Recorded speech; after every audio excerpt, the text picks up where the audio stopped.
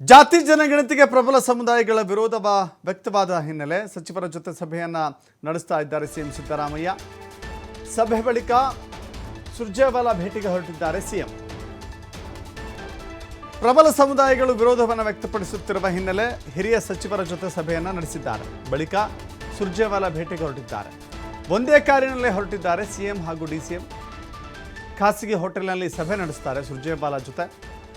ರಾಜ್ಯದಲ್ಲಿನ ಪ್ರಸ್ತುತ ವಿಚಾರಗಳ ಬಗ್ಗೆಯೂ ಕೂಡ ಚರ್ಚೆ ಆಗುತ್ತೆ. ಇದೇ ವೇಳೆ ಜಾತಿ ಗಣತಿ ಪರ ವಿರೋಧದ ಬಗ್ಗೆಯೂ ಕೂಡ ಮಾಹಿತಿಯನ್ನು ಹಂಚಿಕೊಳ್ಳಲಿದ್ದಾರೆ.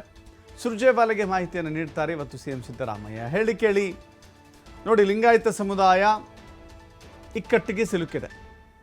ಲಿಂಗಾಯತ ಜಾತಿಯನ್ನು ಧರ್ಮವನ್ನಾಗಿ ಪ್ರತಿಪಾದಿಸಬೇಕೋ, ಧರ್ಮವನ್ನಾಗಿ ಅಲ್ಲಿ ಜಾತಿ ಕಾಲಂನಲ್ಲಿ ಬರೀಬೇಕೋ, ಅಥವಾ ಹಿಂದೂ ಲಿಂಗಾಯತ ಅಂತ ಬರೀಬೇಕೋ, ಅಥವಾ ಧರ್ಮದ ಕಾಲಂನಲ್ಲಿಯೇ ಹಿಂದೂ ಅನ್ನೋದನ್ನು ಬದಲಾಗಿ ಲಿಂಗಾಯತ ಧರ್ಮ ಅಂತ ಬರೀಬೇಕು ಎನ್ನುವ ಗೊಂದಲದಲ್ಲಿ ವೀರಶೈವ ಲಿಂಗಾಯತ ಸಮುದಾಯ ಇದೆ. ಅದರ ಉಪಜಾತಿಗಳು ಕೂಡ.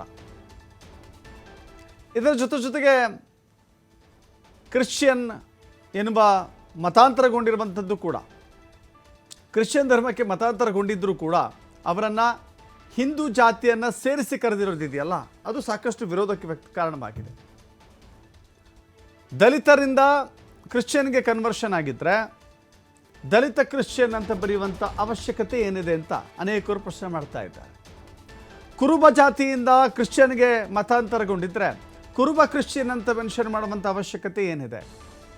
ಕುರುಬ ಕ್ರಿಶ್ಚಿಯನ್, ದಲಿತ ಕ್ರಿಶ್ಚಿಯನ್, ಒಕ್ಕಲಿಗ ಕ್ರಿಶ್ಚಿಯನ್, ಹಿಂದೂ ಜಾತಿಗಳ ಜೊತೆ ಜೋಡಿಸಿರುವುದು ಅನೇಕರ ವಿರೋಧಕ್ಕೆ ಕಾರಣವಾಗ್ತಾ ಇದೆ. ಅದನ್ನು ಮಾರ್ಪಾಟು ಮಾಡಿಕೊಳ್ಳಬೇಕಾ, ಈಗ ಇರುವ ರೀತಿಯಲ್ಲಿ ಅದನ್ನು ಮುಂದುವರಿಸಬೇಕಾ ಅನ್ನುವ ಅನೇಕ ಲೆಕ್ಕಾಚಾರಗಳಿದ್ದಾವೆ. ಈ ಕುರಿತಂತೆ ಗೊಂದಲ ನಿವಾರಣೆಗಾಗಿ ಹಿರಿಯ ಸಚಿವರ ಜೊತೆ ಅಭಿಪ್ರಾಯಗಳನ್ನು ಸಂಗ್ರಹ ಮಾಡಿಕೊಂಡಿದ್ದಾರೆ ಮುಖ್ಯಮಂತ್ರಿಗಳು ಹಾಗೂ ಉಪಮುಖ್ಯಮಂತ್ರಿಗಳು. ಅದಾದ ಮೇಲೆ ಇವತ್ತು ಸುರ್ಜೇವಾಲಾ ಸಭೆಗೆ ಹೋಗ್ತಾ ಇದ್ದಾರೆ. ಸುರ್ಜೇವಾಲಾ ಅವರ ಭೇಟಿಗೆ ಹೋಗ್ತಾ ಇದ್ದಾರೆ. ಸುರ್ಜೇವಾಲಾ ಅವರಿಗೂ ಕೂಡ ಗಮನಕ್ಕೆ ತರಲಾಗುತ್ತೆ. ಜಾತಿ ಜನಗಣತಿಯ ಈ ಸಂದರ್ಭದಲ್ಲಿ ಏನೆಲ್ಲ ತೊಡಕುಗಳು ಉಂಟಾಗಬಹುದು, ಸರ್ಕಾರಕ್ಕೆ ಮತ್ತು ಕಾಂಗ್ರೆಸ್ ಪಕ್ಷಕ್ಕೆ ಯಾವುದೇ ರೀತಿಯ ಡ್ಯಾಮೇಜ್ ಆಗದ ರೀತಿಯಲ್ಲಿಯೇ ಇದನ್ನು ಮುಂದುವರಿಸಿಕೊಂಡು ಹೋಗಬೇಕಾದಂಥ ಅನಿವಾರ್ಯ ಸ್ಥಿತಿಯಲ್ಲಿ ಸರ್ಕಾರ ಇದೆ. ಸೊ ಅವರಿಂದಲೂ ಕೂಡ ಕೆಲವಷ್ಟು ಸಲಹೆ ಸೂಚನೆಗಳನ್ನು ಪಡೆಯುವ ನಿಟ್ಟಿನಲ್ಲಿ ಮುಖ್ಯಮಂತ್ರಿಗಳು ಭೇಟಿಗೆ ತೆರಳಿದ್ದಾರೆ.